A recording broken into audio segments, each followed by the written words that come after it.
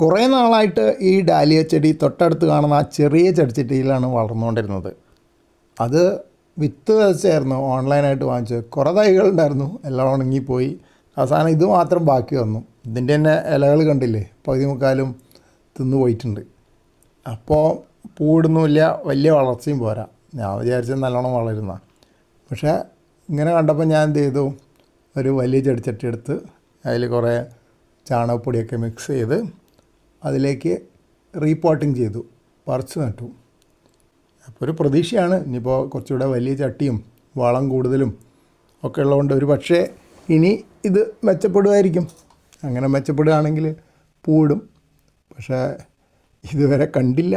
കുറച്ച് ദിവസമായിട്ടേ ഉള്ളൂ മാറ്റി നട്ടിട്ട്. അതിനനുസരിച്ചുള്ള വ്യത്യാസമൊന്നും കണ്ടിട്ടില്ല. കാത്തിരിക്കാം. അതിനൊരു ട്രാൻസ്പ്ലാന്റേഷൻ ഷോക്കൊക്കെ ഉണ്ടാവുമല്ലോ. പറിച്ച് നട്ട് കഴിഞ്ഞാൽ കുറച്ച് ദിവസത്തേക്ക് ചെടിക്കൊക്കെ വളർച്ച കുറയാറുണ്ട്. വേരൊക്കെ ക്ഷതം സംഭവിക്കുന്നതുകൊണ്ടായിരിക്കണം.